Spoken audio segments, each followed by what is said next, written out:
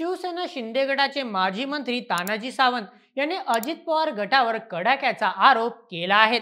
शिवसेनेच्या 60 आमदारांविरोधात काम केले असा थेट हल्लाबोल करत त्यांना राष्ट्रवादीला सत्तेचे व्यसन असलेले पाठ असंही सांगितलं. हे वक्तव्य फक्त बोलचाल नाही, तर महाराष्ट्र विधानसभा निवडणुकीनंतरच्या राजकीय समीकरणांना हादरवणार आहे. चला सुरुवात करूया आजच्या व्हिडिओला. नमस्कार, मी नील सोनार, तुम्ही पाहत आहात बोल एमएच.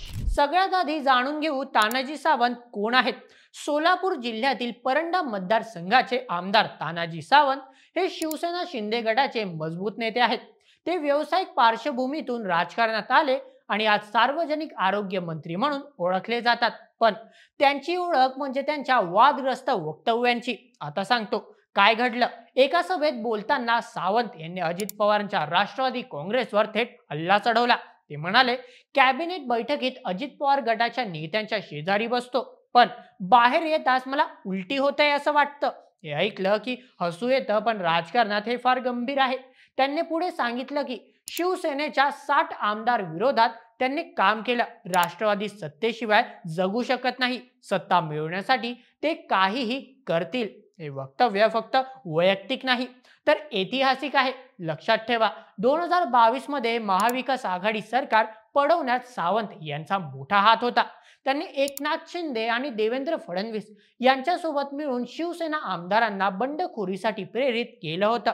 तेव्हा राष्ट्रवादी काँग्रेस अजित पवार गटाने नंतर सोबत बसली होती. पण आता सावंत म्हणतात की ते सगळे भाजपच्या दबावात झालं. आणि हो, परंडा मतदारसंघात सावंत आणि राष्ट्रवादीचे राहुल मोठे यांच्यात अटीतटीची लढत झाली होती. सावंत जिंकले, पण आता ते म्हणतात माझ्या 60 शिवसैनिकांविरोधात त्यांनी षडयंत्र रचलं.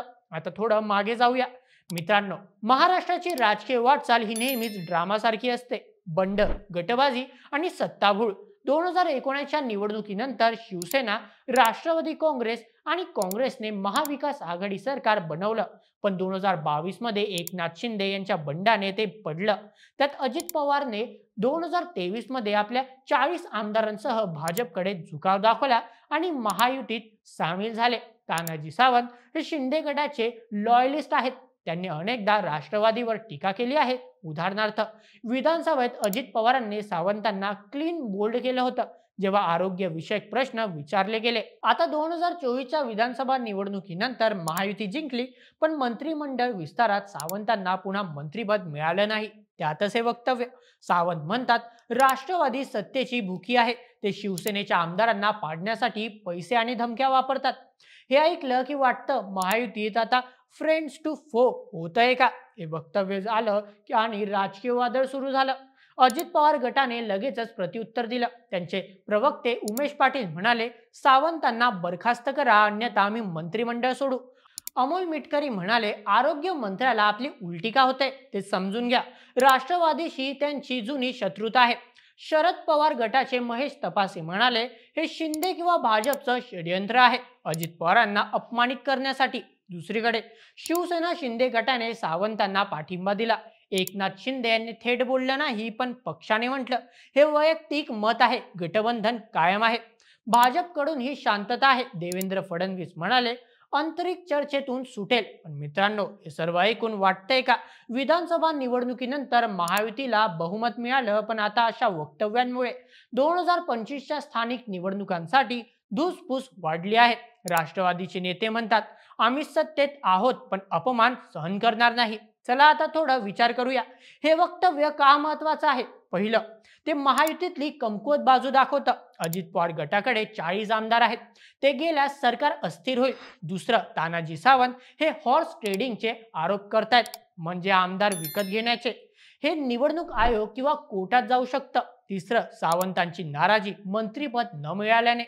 हे शिंदे गटातल्या अंतर्गत कलहाचं लक्षण आहे. मित्रांनो, महाराष्ट्राच्या राजकारणात नेहमीच असं घडतं. आज मित्र, उद्या शत्रू. पण हे वक्तव्य निवडणुकीनंतरच्या सत्ता स्थापनेच्या वेळी आलंय. त्यामुळे भविष्यात महायुतीत फेरबदल होऊ शकतात. कदाचित अजित पवारांना वेगळं मंत्रिपद मिळेल किंवा सावंतांना शांत करण्यासाठी काहीतरी होईल. आणि एक गोष्ट मात्र नक्की, हे वाद रंगणारच. मित्रांनो, तानाजी सावंतांच्या या आरोपाने महाराष्ट्राच्या राजकारणात एक वेगळाच वाद चालू झालाय. उलटी वक्तव्यापासून सत्तेच्या व्यसनापर्यंत हे सगळं ऐकून तुम्हाला काय वाटतं? तुमचे मत आम्हाला कमेंट्समध्ये नक्की कळवा आणि अशाच व्हिडिओसाठी सबस्क्राईब करा बोल एम एच आपल्या युट्यूब चॅनलला. धन्यवाद.